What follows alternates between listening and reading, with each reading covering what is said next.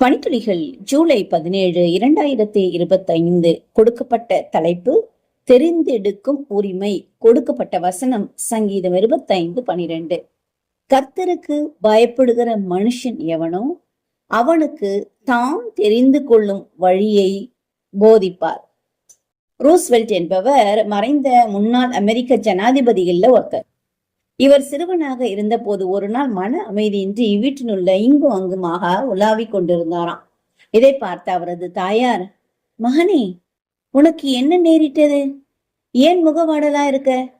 உனக்கு வேண்டியதெல்லாம், நீ விரும்புகிறது எல்லாத்தையும் நாங்க கொடுக்கிறோமே, ஒரு குறையும் உனக்கு வைக்கலையே, இன்னும் உனக்கு என்ன வேண்டும் என கேட்டாங்களாம்.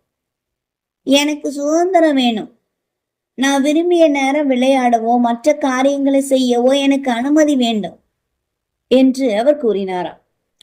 தாயார் சற்று நேரம் சிந்தனைக்கு பின்பு, சரி, நான் உன் தந்தையோட பேசி உனக்கு பதில் சொல்றேன் என்று கூறி அவனை அனுப்பி வைத்தார்களாம். மறுநாள் காலை உணவு நேரத்துல தகப்பனார் மகனை பார்த்து, மகனே, நீ இன்று என்ன செய்ய வேண்டுமானாலும் உன் இஷ்டப்படி செய். எந்தவித கட்டுப்பாடும் கிடையாது. நீ ஒரு சுதந்திர பறவை என்று கூறினாராம்.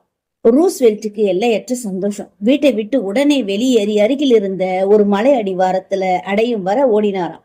பகல் முழுவதும் அங்கு உல்லாசமாக கழித்தானாம். சூரியன் அஸ்தமான வேளையில பசியோடும் களைப்போடும் வீடு வந்து சேர்ந்தார். என்ன செய்தான் என ஒருவரும் கேட்கலையா. அவன் விரும்பிய பதார்த்தத்தையும் அவனாகவே எடுத்து சாப்பிட்டான். ஸ்நானம் செய்து களைப்புடன் படுக்கைக்கு சென்றான். அயர்ந்த நித்திரையில் ஆழ்ந்தான். மறுநாள் கால தானாகவே எழுந்து செய்ய வேண்டியவர்கள் எல்லாம் செய்து தான் படிக்கும் அறைக்கு சென்று தன் புத்தகங்களுடன் ஆசிரியர் முன் அமர்ந்தார். அவனாகவே படிக்க சென்ற காரணத்தினால மிகவும் ஆர்வத்தோடு தன் பாடங்களை படித்தானாம். நம்மை உண்டாக்கிய பரம தகப்பன் நமது விருப்பத்திற்கிணங்க எதையும் தெரிந்து கொள்ளும் உரிமையை நமக்கு கொடுத்திருக்கிறார். நன்மையையோ தீமையையோ நித்திய ஜீவனையோ அழிவையோ எதை வேண்டுமானாலும் தெரிந்து கொள்ளலாம். சிருஷ்டிகர்த்தர் நாம் நித்திய ஜீவனை தெரிந்து கொண்டு அவரோடு நித்தியமாக வாழ்வதையே விரும்புகிறார். ஏனென்றால் நாம் அவருடைய தெரிந்து கொள்ளப்பட்ட சந்ததியாயும் அவருக்கு சொந்தமான ஜனமாயும் இருக்கிறோம். உங்கள் தெரிந்து கொள்ளுதல் தேவனை மகிமைப்படுத்துகிறவைகளாகவே இருக்கட்டும்.